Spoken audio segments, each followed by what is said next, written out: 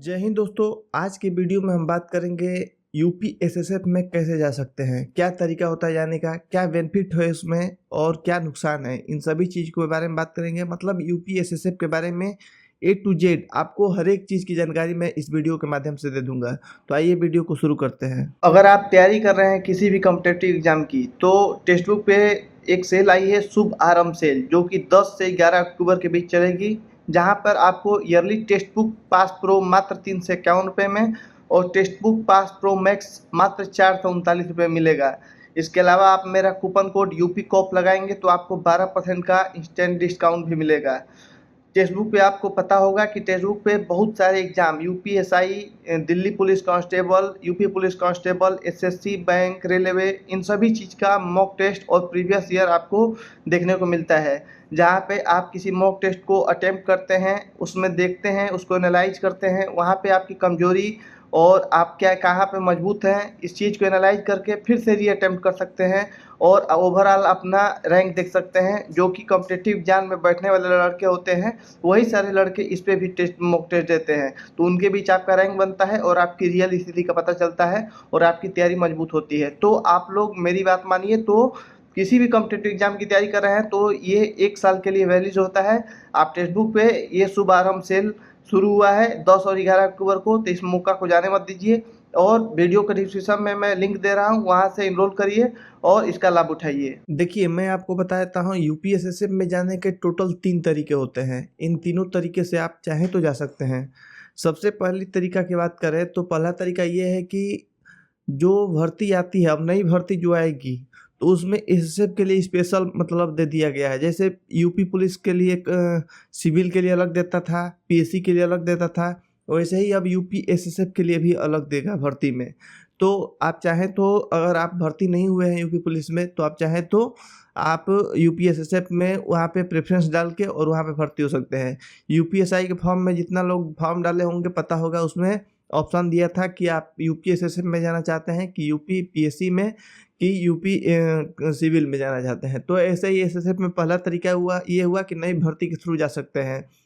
दूसरा तरीका ये हुआ कि दूसरा और तीसरा दोनों तरीके में आप भर्ती होने चाहिए। यूपी पुलिस में पहले से आप कार्यरत हो तब जाके जा सकते हैं। तो जो यूपी पुलिस में पहले से काम कर रहे हैं, वर्क कर रहे हैं, ड्यूटी कर रहे हैं, उनके लिए मैं बता रहा हूँ ये दोनों तरीके कैसे जाना है। दूसरा तरीका ये हुआ कि गश्ती के माध्यम से। यूपीएसएसएफ में क्या है, यूपीएसएसएफ का विस्तार हो रहा है, धीरे धीरे विस्तार हो रहा है।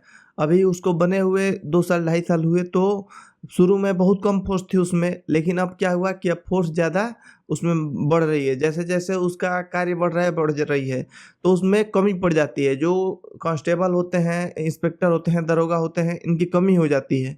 तो यूपीएसएसएफ क्या करता है कि यूपीएसएसएफ मांगता है अपने लिए, किससे मांगेगा? यूपी पीएससी से मांगेगा। पीएससी से जितने लोग हैं जा सकते हैं। यूपी पुलिस, सिविल पुलिस में जो भी हैं उनसे मांगता है कि जो लोग इच्छुक हैं, जो भी सिपाही या इंस्पेक्टर या दरोगा इच्छुक हैं यूपी एसएसएफ में जाने के लिए, तो अपना गश्ती में मांग करते हैं, तो वो लोग अपना आवेदन कर सकते हैं। तो अगर आप चाहते हैं जाना तो इसके थ्रू जा सकते हैं, लेकिन इसके लिए भी एक दिक्कत ये है कि आपको वेट करना होगा कि कब यूपीएसएसएफ का गश्ती आ रहा है, कब वहाँ का मांग आ रहा है, तभी जा सकते हैं, ऐसे नहीं जा सकते हैं। अब तीसरे तरीके की बात करें तो तीसरे तरीके में क्या है, अगर आप एकदम इच्छुक हैं, आपको एकदम बहुत ज़्यादा इच्छा है कि नहीं एसएसएफ में जाना है, तो फिर आपके पास रीज़न भी होना चाहिए। अगर आपके पास कोई रीज़न है, मान लीजिए पत्नी की तबीयत खराब, किसी की पढ़ाई, या पत्नी की नौकरी, या पति की नौकरी, माता पिता की देखभाल, कुछ भी ऐसा रीज़न, ठोस रीज़न होना चाहिए जिससे लगे कि हाँ रीज़न है, ये जाना चाहिए इनको।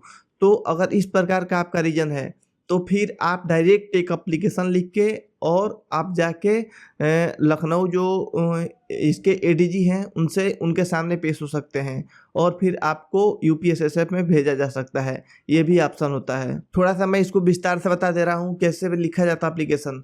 जो आप अगर जाना चाहते हैं एसएसएफ में, अगर मांग भी नहीं आया है तब जाना चाहते हैं, तो फिर आपको क्या करना होगा कि आपको जो भी आपके प्रभारी हैं, अगर किसी थाने में पोस्टिंग आपकी है तो आपके थाना के प्रभारी हो गए, या अगर आप पीएससी में हैं तो आपके दल नायक हो गए। इसके साथ-साथ आप अगर जिस ज़िले में हैं वहाँ के कप्तान साहब, और पीएससी में अगर हैं तो आपके कमांडेंट साहब।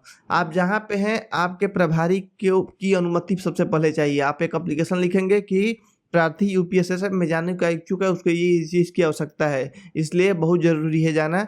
और इसको लेके जाएँगे अपने प्रभारी के पास, अपने ज़िले के कप्तान साहब के पास। कप्तान साहब इस पे अनुमति कहेंगे, ठीक है आपको अनुमति दी जाती है पेश होने की। तो फिर आप उस एप्लीकेशन को लेके और जाएँगे लखनऊ, और लखनऊ जाके एडीजी साहब के यहाँ सामने पेश हो जाएँगे, दे देंगे। तो अभी तक तो ऐसा ही हुआ है कि जितने लोग पेश हुए हैं सभी लोग को भर्ती कर लिया गया है। कोई मतलब ऐसा नहीं है कि किसी को भी मना नहीं किया गया है। जो भी पेश हुआ है वो एसएसएफ में ड्यूटी कर रहा है अभी के डेट में। अभी किसी को मना नहीं किया गया है। तो आप अगर जाना चाहते हैं तो इस प्रकार से भी जा सकते हैं। ये तीनों तरीके हैं जाने के। अब बात कर लेते हैं थोड़ा-सा क्या फ़ायदा है यूपीएसएसएफ में जाने के लिए। अगर फ़ायदा की बात करें तो देखिए सबसे बड़ा फ़ायदा एक ही है जिसकी वजह से लोग जाना चाहते हैं, और कोई फ़ायदा नहीं है यूपी पुलिस में जॉब करें या कहीं भी करें। सबसे बड़ा फ़ायदा ये है कि होम डिस्ट्रिक्ट, अगर आपका ज़िला जो भी है उस ज़िला में अगर आप एसएसएफ अगर वर्क कर रही है, अभी चल रही है, वहाँ पर संचालन चल रहा है उसका, तो फिर आप होम डिस्ट्रिक्ट में पोस्टिंग करा सकते हैं। यूपी पुलिस में मात्र ऐसा यही एक यूनिट ऐसा है जहाँ से आप होम डिस्ट्रिक्ट में से अपने नौकरी कर सकते हैं। ये फ़ायदा सबसे बड़ा है और इसी वजह से लोग जाते हैं। जैसे गोरखपुर में एकदम संचालन हो रहा है, गोरखपुर के आसपास सटे हुए ज़िले हैं, गोरखपुर हो गया, वो वहाँ जिसका जो घर है वो लोग ईज़िली अपना अप्लाई कर सकते हैं और अपने घर से नौकरी कर सकते हैं। कर सकते नहीं है, कर रहे हैं। गोरखपुर में जितनी सीट थी लगभग जितनी ज़रूरत है उतना लोग पूरा हो गए हैं। तो गोरखपुर में एडीजी साहब भी अब नहीं कर रहे हैं, एडीजी वहाँ पूरा हो गए हैं। ऐसे ही कुशीनगर में जो भी है आसपास महाराजगंज वगैरह जो सटा हुआ ज़िला है, वहाँ का जो भी लोग हैं वो भर्ती हो सकते हैं, मतलब जाके कर सकते हैं, अपने होम डिस्ट्रिक्ट से ड्यूटी कर रहे हैं। लखनऊ हो गया, लखनऊ के आसपास जो है या लखनऊ से जो सटे हुए ज़िले हैं वो लोग करवा रहे हैं, तो लखनऊ में वो कर रहे हैं, अपना ड्यूटी कर रहे हैं। ऐसे ही आने वाले समय में जितना कचहरी ड्यूटी होता है, कचहरी मतलब जिसको कोर्ट मतलब बोलते हैं ना, वही कोर्ट वाला जो ड्यूटी होता है सारा का सारा एसएसएफ सँभाल रही है।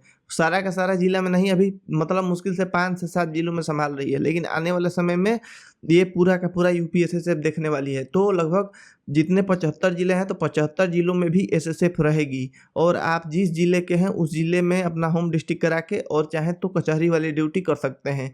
ये सबसे बड़ा बेनिफिट है इसमें यूपी एसएसएफ में जाने के बाद। दूसरा चीज़ ये है कि इसमें जाने के बाद से आपकी ड्यूटी फिक्स रह रही है। 8 घंटे की ड्यूटी, कचहरी जा रहे हैं तो कचहरी में 8 घंटे कचहरी की ड्यूटी है तो वही 8 घंटे करना है। जब जानते हैं आपको कचहरी सैटरडे संडे बंद रहता है, तो वो 2 दिन की छुट्टी मिल जाती है, आपको भी रेस्ट रहता है, कोई नहीं पूछने वाला है। फिर से इसके बाद से ये होता है कि कोई त्योहार पड़ गया तो उस दिन छुट्टी रहती है, तो उस दिन त्योहार पे भी आप अपने घर रहेंगे, कहीं इधर-उधर नहीं जाना होता है। ये फ़ायदा होता है एसएसएफ का। लखनऊ जैसे मेट्रो की ड्यूटी है तो एसएसएफ कर रही है, तो मेट्रो की ड्यूटी रात में मेट्रो चलता नहीं है, दिन की ही चलता है, तो 6-6 घंटे की ड्यूटी लगती है। 6 घंटे का ड्यूटी कर लिए, काम खत्म, तो उसके बाद से कोई नहीं पूछने वाला। तो इस प्रकार से अगर आप एसएसएफ में जानते हैं और आप कचहरी ड्यूटी करते हैं, तो फिर आप अपने घर से ड्यूटी करेंगे। दूसरा, सैटरडे संडे छुट्टी भी मिलेगा, कोई त्योहार हुआ तो अपने परिवार के साथ अपने घर पे, अपने गाँव पे मना सकेंगे। ये सबसे बड़ा बेनिफिट है। सैलरी बढ़ने की बात है तो सैलरी बढ़ने में, सैलरी कहा गया था कि 15% बढ़ेगा, लेकिन सैलरी अभी बढ़ के नहीं मिल रहा है। अभी रियलिटी बता रहा हूँ, अभी सैलरी बढ़ के नहीं मिल रहा है, जितना है उतना ही, लेकिन इस पे बात चल रही है, हो सकता है मिलने भी लगे। दूसरे जिला में ड्यूटी करने जाते हैं कभी-कभार, जैसे गोरखपुर से मेरठ के लिए ड्यूटी के लिए भेजा गया था। मेरठ के लिए ड्यूटी भेजा गया था तो 3 महीने के लिए गए थे, 3 महीने का वो डीए भी भरते हैं तो डीए भी मिल जाता है। तो इस प्रकार से था ये एसएसएफ का फ़ायदा जाने का। अगर आप एसएसएफ में गए हैं और वहाँ पे आपकी ड्यूटी नहीं है, आप रिज़र्व हैं, तो आपको गणना देनी पड़ती है 2 बार, मतलब सुबह में और शाम में 2 बार गणना देनी पड़ती है। जहाँ पे उसका बटालियन होगा वहीं पे आपको जाना पड़ता है। तो अगर ड्यूटी नहीं लगती है तो, और आप जो हम लोग यूपी पुलिस का वर्दी वाला जो खाकी ड्रेस पहनते हैं ये पहनना जाता है, या पीटी ड्रेस। लेकिन ड्यूटी पीरियड में जो एसएसएफ की ड्यूटी करती है तो वो मतलब जैसे सीआरपी की ड्रेस होती है उस टाइप का ड्रेस होता है, वो ड्रेस पहन के ड्यूटी करना होता है। बाकी टेंशन फ्री जॉब है, मतलब रिस्क वाला जॉब नहीं है। ऐसा नहीं है कि आपके ऊपर लोड रहेगा, नहीं, आप जहाँ रहेंगे आप टीम में रहेंगे, 4-5 लोग और रहेंगे वहाँ पे, आपके प्रभारी रहेंगे एक, तो लोड वाला आपका नौकरी रिस्क वाला नहीं है, ये चीज़ है कि सेफ्टी है।